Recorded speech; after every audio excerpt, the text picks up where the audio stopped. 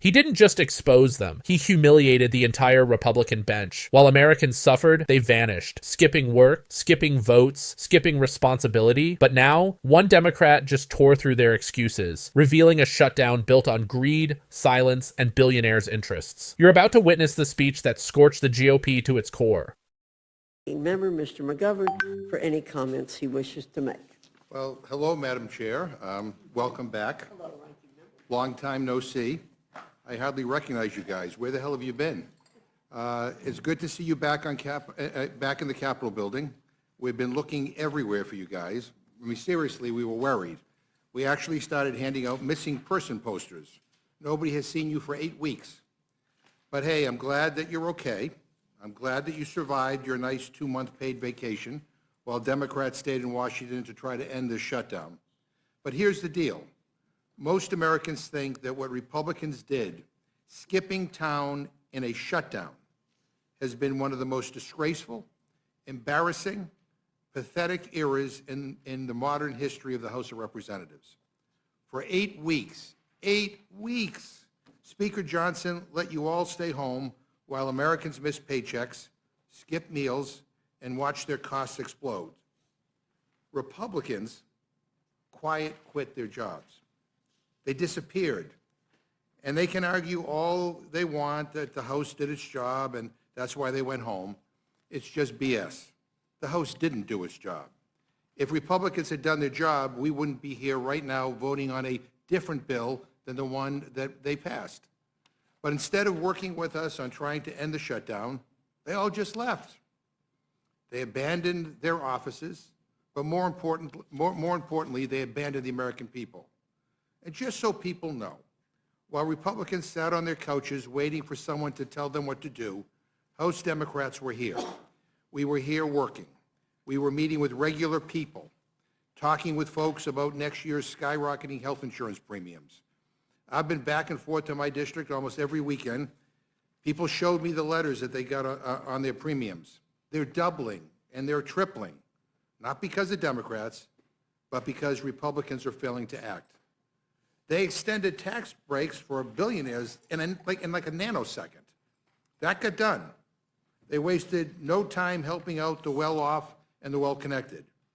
But when it came time to help regular people, to extending the health care tax credits that 24 million people depend on, they didn't just say no, they shut the government down over it.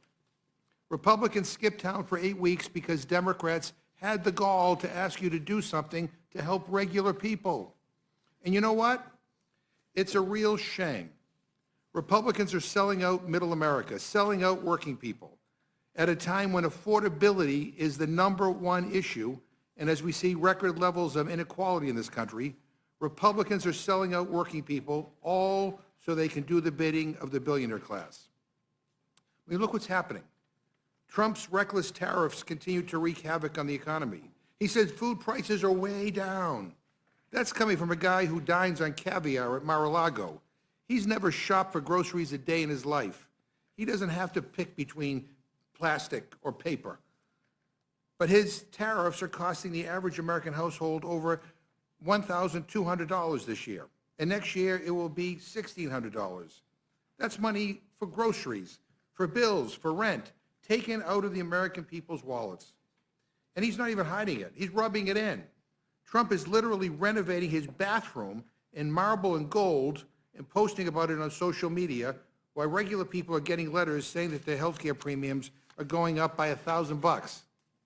People are struggling to stay afloat, and this guy's golfing. He had Air Force One fly over a football game. How much did that cost? He shut down the airspace while regular travelers are stranded all over the country. The administration is funneling $40 billion to bail out Argentina. Republicans are literally subsidizing an entirely different country instead of keeping families in North Carolina or Minnesota or Texas or Indiana from going bankrupt if they face emergency hospital bills. And then giving your donors a fancy new ballroom at the White House while moms and dads can't afford to put food on the table. And speaking of putting food on the table, Trump illegally withheld food assistance from 42 million Americans, kids, veterans, seniors, working families. Federal court orders demanded that he pay out these benefits in full.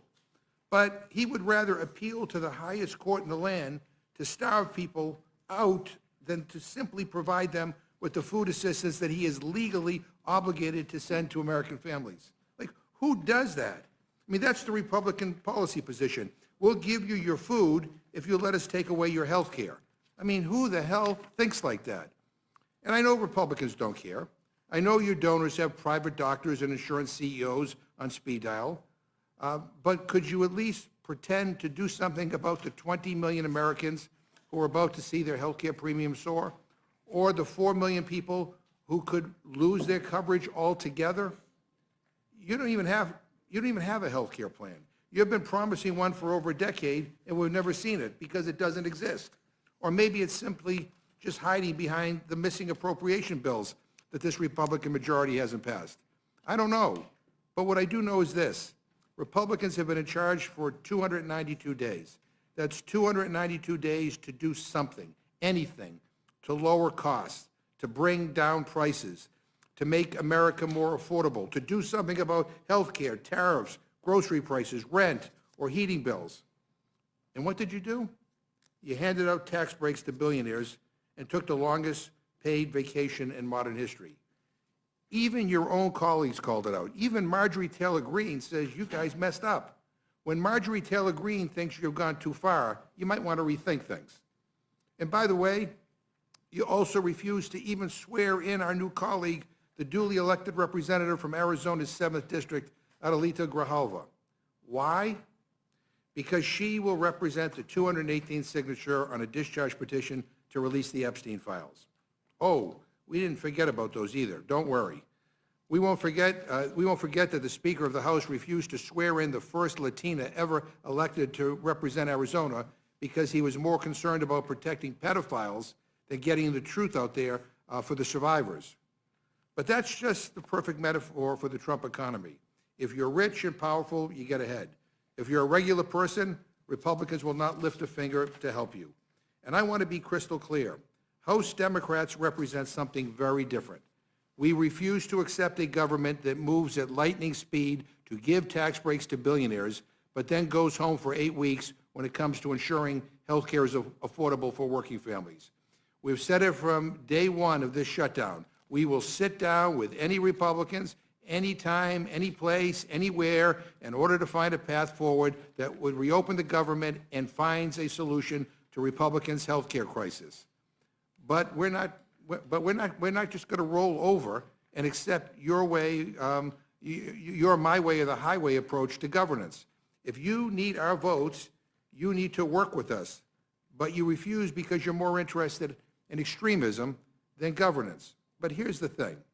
The beautiful thing about politics is that you don't really lose until you quit trying. And Democrats are going to keep trying because people are counting on us to do something about this health care crisis. And when their health care premiums double and triple, and they will, and your constituents, I'm sure you're getting the calls, Republicans will own it. Every premium spike, every family forced off coverage, every life put at risk, you own it. And good luck going home to your constituents to explain why you sold them out in order to appease the millionaires and billionaires. Extending these tax credits is the right thing to do. It is the moral thing to do. 13 House Republicans have said it needs to be done because soaring health care costs will devastate our constituents, whether they live in a red state or a blue state. So I want people to know that we will keep fighting. I will keep fighting. My colleagues on this committee on the Democratic side will keep fighting for a government that puts the working class first and for a Congress that actually shows up and does their damn job. I yield back my time.